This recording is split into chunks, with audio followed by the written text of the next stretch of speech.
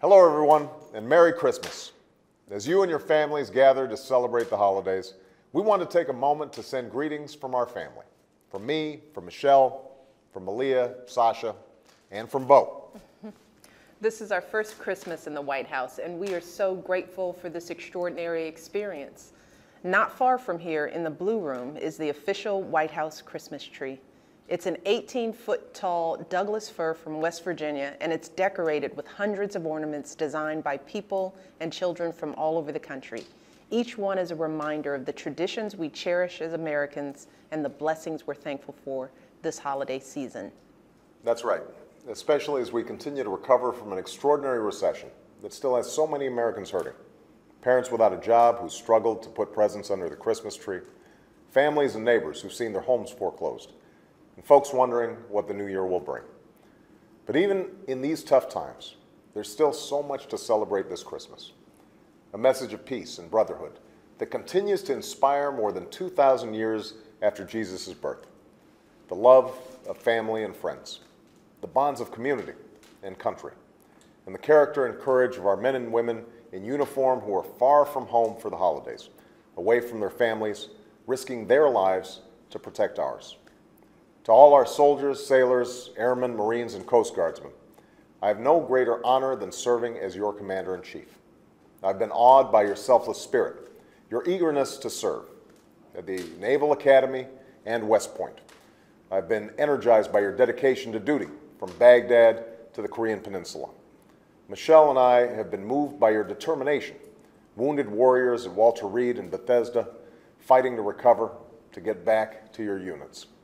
And I've been humbled, profoundly, by patriots who have made the ultimate sacrifice for our freedom, in flag-draped caskets coming home at Dover, in the quiet solitude of Arlington. And after years of multiple tours of duty, as you carry on our missions in Iraq and Afghanistan, your service, your readiness to make that same sacrifice is an inspiration to us and to every single American. And so are your families. As First Lady, one of my greatest privileges is to visit with military families across the country. I've met military spouses doing the parenting of two, keeping the household together, juggling play dates and soccer games, helping with homework, doing everything they can to make the kids feel okay, even as they try to hide their own fears and worries. I've met kids who wonder when mom or dad is coming home, grandparents and relatives who step in to care for wounded warriors, and folks trying to carry on after losing the person they loved most in the world.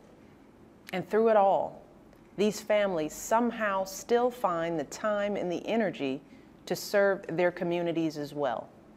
Coaching Little League, running the PTA, raising money to help those less fortunate than they are, and more. But even these strong military families can use a hand, especially during the holidays. If you live near a military base, you can reach out through your workplaces, your schools, your churches. There's so many ways to help, with childcare, with errands, or just by bringing over a home-cooked meal. Even if you don't know a military family nearby, your family can still help by donating or volunteering at organizations that support military families. You can also reach out directly to our forces around the world. Kids can make a card that will bring a smile to an American far from home. Adults can send a care package or a prepaid phone card that makes the tour just a little bit easier. Every American can do something to support our troops, even if it's as simple as just saying thank you. For more ways to let our troops know you care, go to www.whitehouse.gov. So to all our men and women in uniform spending the holidays far away from home, whether it's at a base here in the States, a mess hall in Iraq, or a remote outpost in Afghanistan, know that you are in our thoughts and in our prayers. In this holiday season and every holiday season, know that we are doing everything in our power to make sure you can succeed in your missions and come home safe to your families. And to all Americans, from our family to yours, Merry Christmas. Merry Christmas, everybody. Merry Christmas, everybody. Michelle and I just wanted to take a moment today to send greetings from our family to yours. This is one of our favorite times of year, and we're so fortunate to be able to celebrate it together in this wonderful home. This is the People's House, So Barack and I try to open it to as many people as we can, especially during the holiday season. You know, this month, more than 100,000 Americans have passed through these halls. And the idea behind this year's theme, Simple Gifts, is that the greatest blessings of all are the ones that don't cost a thing. The comfort of spending time with loved ones, the freedoms we enjoy as Americans, and the joy we feel upon giving something of ourselves. So in this time of family and friends and good cheer, let's also be sure to look out for those who are less fortunate, who've hit a run of bad luck or who are hungry and alone this holiday season.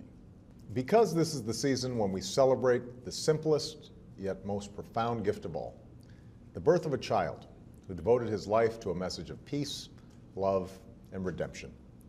A message that says no matter who we are called to love one another. We are our brother's keeper. We are our sister's keeper. Our separate stories in this big and busy world are really one. Today, we're also thinking of those who can't be home for the holidays, especially all our courageous countrymen serving overseas. That's the message I delivered when I visited our troops in Afghanistan a few weeks ago. That while you may be serving far from home, every American supports you and your families. We are with you, and I have no greater honor than serving as your Commander-in-Chief. Today's soldiers, sailors, airmen, Marines, and Coast Guardsmen make up the finest fighting force in the history of the world. Just like their predecessors, they do extraordinary things in service to their country. What makes that all the more remarkable is that today's military is an all-volunteer force, a force of mothers and fathers, sons and daughters, husbands and wives. That's right. And as First Lady, I've had the honor to meet members of our military and their families on bases and in communities all across the country. I've gotten to know husbands and wives doing the parenting of two while their spouse is on another deployment. Children trying their best in school but always wondering when mom or dad is coming home. Patriots putting their lives on hold to help with a loved one's recovery or carry on the memory of a fallen hero. When our men and women in uniform answer the call to serve, their families serve too, and they're proud and glad to do it. But as long as that service keeps the rest of us safe, their sacrifice should also be our own. Even heroes can use a hand, especially during the holidays. So we're encouraging Americans to ask what you can do to support our troops and their families in this holiday season. For some ideas on how to get started, just visit serve.gov. You'll see that you don't need to be an expert in military life to give back to those who give so much to us. There are countless ways to contribute by harnessing your unique talents. If you live near a base, you can reach out through your local school or your church. If you don't, you can volunteer with organizations that support military families. And anybody can send a care package or prepaid calling card to the front lines, or give what's sometimes the most important gift of all, simply saying thank you. America's brave servicemen and women represent a small fraction of our population, but they and the families who await their safe return carry far more than their fair share of the burden. They've done everything they've been asked to do. They've been everything we've asked them to be. And even as we speak, many are fighting halfway around the globe in hopes that someday our children and grandchildren won't have to. So let's all remind them this holiday season that we're thinking of them and that America will forever be here for them, just as they've been there for us. And on behalf of Michelle, Malia, Sasha, And Bo. And Bo, have a very Merry Christmas. And an even happier New Year. Well, it is wonderful to see all of you. First of all, we want to say Merry Christmas to everybody. This looks like it was a nice rather than naughty crowd. So I'm sure Santa treated you well. On behalf of Michelle and myself and our whole family, we do this every year. This is where I was born, and so we come back for the holidays. But one of our favorite things is always coming to the base on Christmas Day and having a chance just to meet you, those of you who have families here, and to say thank you for the extraordinary work and service that you guys do each and every day. Obviously, the greatest honor I have as president is being commander-in-chief. And the reason it's an honor is because not only do we have the finest military in the world, but we also have the finest fighting men and women in the world. And so many of you make sacrifices day in, day out on behalf of our freedom, on behalf of our security. And not only do those in uniform make sacrifices, but I think everybody here understands the sacrifices that families make each and every day as well. And Michelle, working with Dr. Jill Biden, has done a lot of work to focus attention on our military families to make sure that you get the support that you have earned and that you deserve. So I'm not going to make a long speech. Obviously, we're still in a wartime footing. There are still folks, as we speak, who are overseas, especially in Afghanistan, risking their lives each and every day. Some of you may have loved ones who are deployed there. Some of you may be about to be deployed there. And so we know that it's not easy. But what we also want you to know is that you have the entire country behind you, and that all of us understand that we would be nowhere without the extraordinary service that you guys provide. And so we want to say thank you. We love you. And with that, what we're going to do is we're going to slip back here. Last couple of years, we went from table to table, but we kept on missing tables, and some folks didn't get pictures. So this time, we're going to do it in a slightly more organized fashion. So the people who want to take a picture, we're going to be standing right here next to a tree. You guys will be able to come up. You can take your time. Those of you who are still finishing your meals. The only thing we'd ask, I think, is when we're taking the photos, people will get copies of this stuff. So I know everybody these days has a phone all the time, but we have a White House photographer who's pretty good. You know, he knows what he's doing. And we'll make sure that the photographs come back through the general, through your commanding officers, so that everybody who's here today will be able to get a copy. All right? Thank you very much, everybody, and have a great New Year as well. Merry Christmas, everybody. This is one of our favorite times of year in the Obama household, filled with family and friends, warmth and good cheer. That's even true when I spend all night chasing Bo and Sonny away from the cookies we leave for Santa. It's also my favorite weekly address of the year because I'm joined by a special holiday guest star, Mrs. Obama. Merry Christmas, everyone. You know, here at the White House, we spent the past month helping everyone get into the holiday spirit. Our theme this year is a timeless tradition, and the decorations in each room reflect some of our country's most cherished pastimes, from saluting our troops and their families to helping children dream big dreams for their future.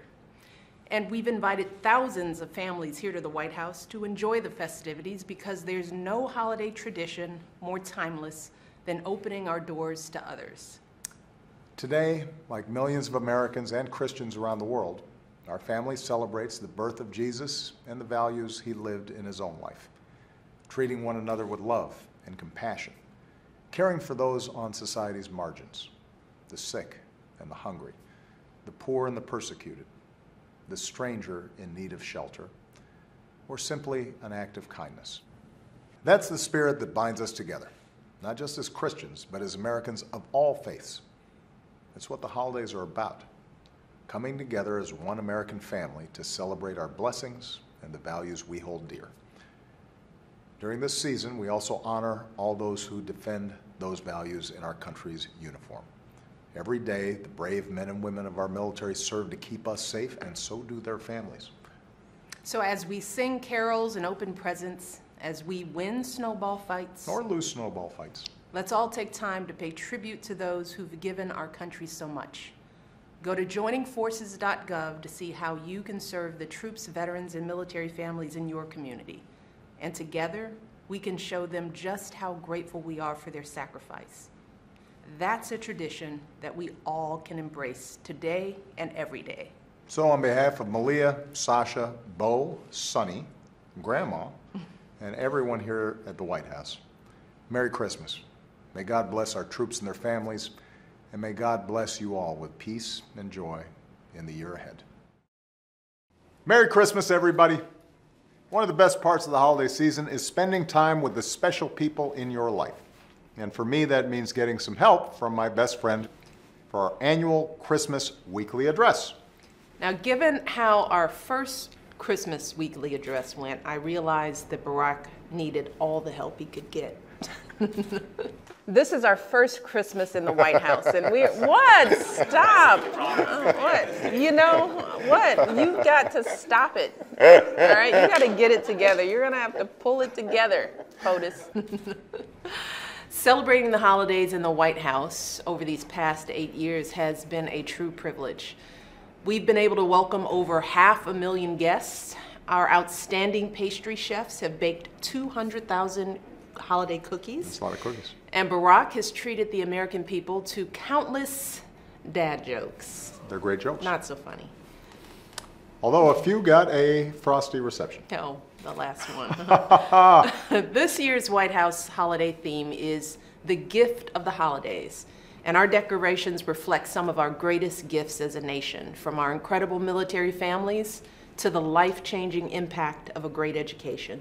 And the greatest gift that Michelle and I have received over the last 8 years has been the honor of serving as your President and First Lady. Together we fought our way back from the worst recession in 80 years and got unemployment to a 9-year low. We secured health insurance for another 20 million Americans and new protections for folks who already had insurance. We made America more respected around the world, took on the mantle of leadership in the fight to protect this planet for our kids, and much, much more. By so many measures, our country is stronger and more prosperous than it was when we first got here. And I'm hopeful we'll build on the progress we've made together in the years to come. Tomorrow, for the final time as the first family, we will join our fellow Christians around the world to rejoice in the birth of our Savior. And as we retell his story from that holy night, we'll also remember his eternal message, one of boundless love, compassion, and hope. The idea that we are our brother's keeper and our sister's keeper, that we should treat others as we would want to be treated, that we care for the sick, feed the hungry, welcome the stranger, no matter where they come from or how they practice their faith. Those are values that help guide not just my family's Christian faith, but that of Jewish Americans and Muslim Americans, non-believers, and Americans of all backgrounds. And no one better embodies that spirit of service than the men and women who wear our country's uniform and their families. As always, many of our troops are far from home this time of the year, and their families are serving and sacrificing right along with them. Their courage and dedication allow the rest of us to enjoy this season.